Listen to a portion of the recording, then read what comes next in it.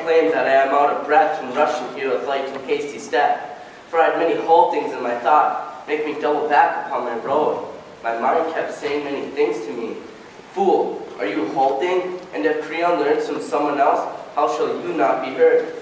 Turning this over, I dilly-dallied, and so a short trip turns itself to long. And if what I say is nothing, still I'll say it, for I come clutching to one single hope, that I can't suffer what is not my fate. What brings on this gloom of yours? First, I want to tell you about myself. I didn't do it, didn't see who did it, and it isn't right for me to get in trouble. Your aim is good. You fence the fact around. It's clear you have some shocking news to tell. Terrible tidings make for long delays. Speak out, and then get away. It was like this. Someone left the corpse just now. Thirsty dust strewn on the flesh. The ritual complete. What are you saying? Who has dared to do this? I wouldn't know. There were no marks of picks, no grubbed up earth. The ground was dry and hard. No trace of wheels. The doer left no sign. When the first fellow on the day shift showed us, we were all sick with wonder, for he was hidden, not inside a tomb, light dust upon him, enough to turn the curve. No obvious tracks, nor of any hound having been near. There was the body torn. We roared bad words about. It was guard against guard, and came to blows. No one was there to stop us. Each man had done it. Nobody had done it. So as to prove it on him, we couldn't tell. We were prepared to hold the red-hot iron, to walk through fire, to swear before the gods. And when all our sleuthing came out of nowhere, one fellow spoke, who made our heads all droop low toward the ground. We couldn't hide the fact. He said we had to tell you all about it. And so he won out. The lot chose poor old me to win the prize. So here I am, unwilling, quite sure you people hardly want to see me. Nobody likes the bringer of bad news. Lord, when he spoke, my mind began to big. Isn't this action possibly of God's? Stop now, before you fill me up with rage, or you'll prove yourself insane as well as old. Unbearable. To think the gods take any kindly forethought for that corpse. Were it then hidden him away, honoring his good service? He who came to burn their pillared temples, their wealth, their land, and break apart their laws? Or have you seen them honor wicked men? It isn't so. No. From the first there were some men in town who took the edict hard, who growled against me, who hid the fact that they were rearing back, not rightly in the yoke. It is these men, oh, it's clear to me, that have bribed these men and brought about the deed. No current custom among men as bad as silver currency. This destroys our state. This tears down our homes. This breaks the battlefront and battleground. If men live young, it teaches men infamy and lets them know all the deeds of unholiness. Every least hireling who helped in this brought about then the punishment he shall have. But as I still revere great Zeus, I tell you under oath, if you do not bring the very hands that covered that corpse and bring them for me to see, not death alone will be enough for you. To living, hanging, you may clear the cry. For any future grabbings, you'll have learned where to get paid, and that it doesn't pay to squeeze a profit out of every source. For you'll have found that more men come to doom through dirty profits than are kept by them. May I say something, or just turn and go? Do you not realize your speech is most unwelcome? Do I know your hearing or your mind? Why are you out to allocate my pain? The doer hurts your mind, I hurt your ears.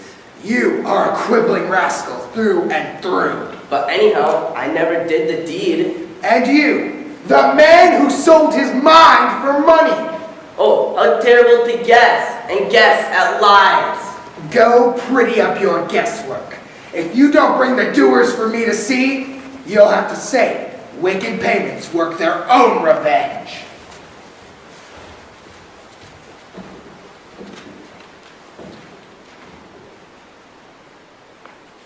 Indeed, I pray he's found, but yes or no, you won't see me returning to this place.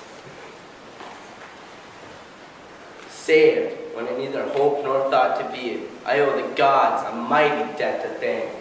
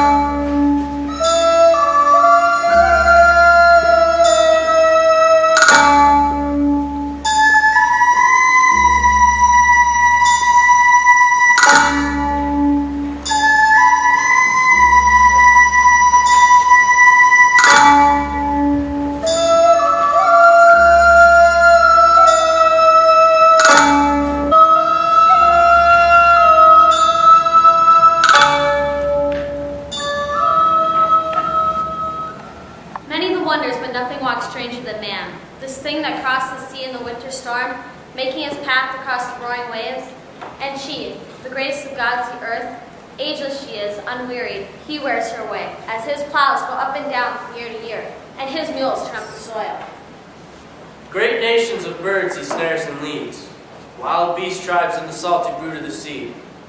With the twisted mesh of his nets, this clever man controls with craft the birds of the open air, the walkers on the hills, the horse with his shaggy mane he holds in harnesses yoked about the neck, and the strong bull of the mountain. Language, he has taught himself, and shelter from the cold, refuge from rain. He faces no future helpless. There's only death that he cannot find escape from. He has contrived refuge from illness once beyond all cure. Clever beyond all dreams, the inventive craft that he has, which may lead him one way or another to well or ill. High indeed is his steady, but never to share my thoughts. Who does these things? My mind has flipped this awful sight. I know her, I cannot deny. Antigone is here. Alas, the unhappy girl, her unhappy father's child. Oh, what is the meaning of this? It cannot be you that bring breaking the royal law. God will be shame. This is the woman who has done the deed. We caught her at the burying. Where's the king? Back from the house again, just when he's needed. What is it? What must I measure up to? Lord, I could have vowed I wouldn't come back here after your threats, after the storm I faced. But joy comes beyond the wildest hopes, is greater than all other pleasure known. I'm here, though I swore not to be, and bring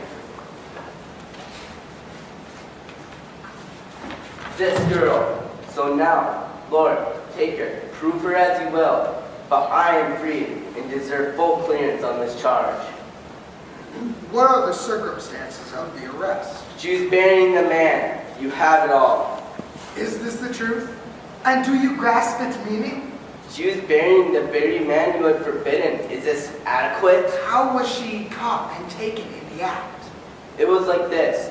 When we got back, struck with those dreadful threatenings of yours, we swept away the dust that hid the corpse and stripped it back to its slimy nakedness and sat windward on the hill so as to dodge the smell. For some time this went on. Then from the earth uprose a dusty whirlwind from the sky, clogging the forest leaves, smearing the upper air. We shut our eyes and sat and endured the plague the gods had sent. For some time this went on. Then we saw the girl. She cried with great groanings a dreadful curse on the people who had done the deed. So this same girl, seeing the body stripped, brought up the thirsty dust in her hands and poured 3 libations for the dead. So seeing this, we surged down, we trapped her fast. We taxed her with the deeds both past and present, nothing to what was denied. And it was glad, yet I took it hard. For one's escape from trouble makes one glad, but bringing friends to trouble is hard grief. Still, I care less for all these second thoughts than for the fact that I, myself, am safe.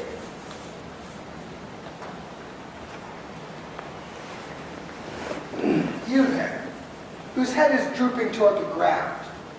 Do you admit to this or deny it?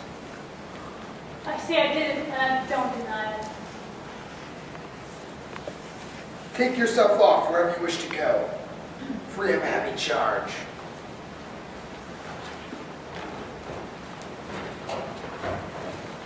Tell me, not at length, but in a word, you know the order not to do this thing? I knew, of course I knew. The word was plain.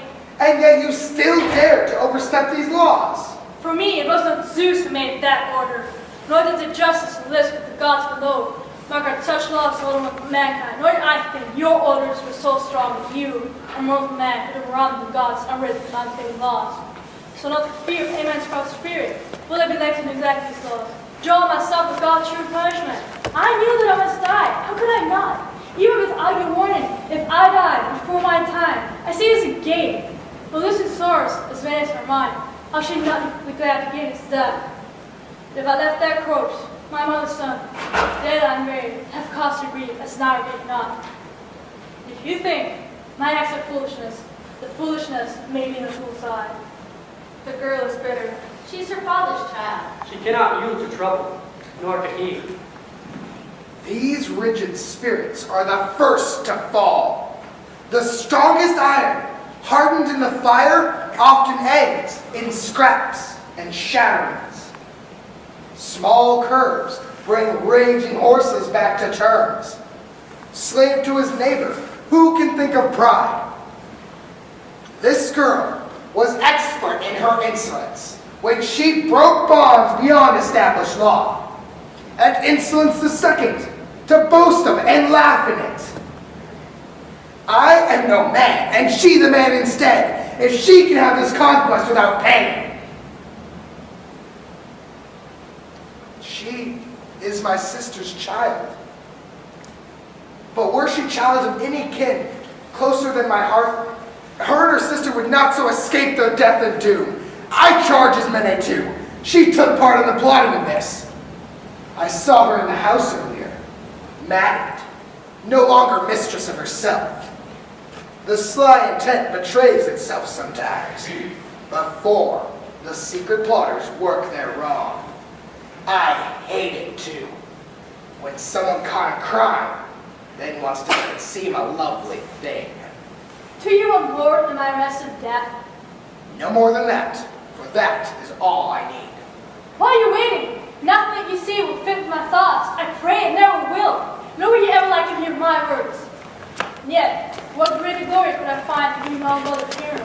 All of these would say they approve my act, did fear not mute them. These others do not see the case this way. They see and do not see. You have them cowed. You are not ashamed to think alone? No, I'm not ashamed. My wasn't ashamed to serve the children of my mother's womb. Your act of grace in his regard is crime. The corpse below will never say it was. When you treat him and criminal just alike. It was a brother who died, not a slave. Died to destroy the land the other guarded.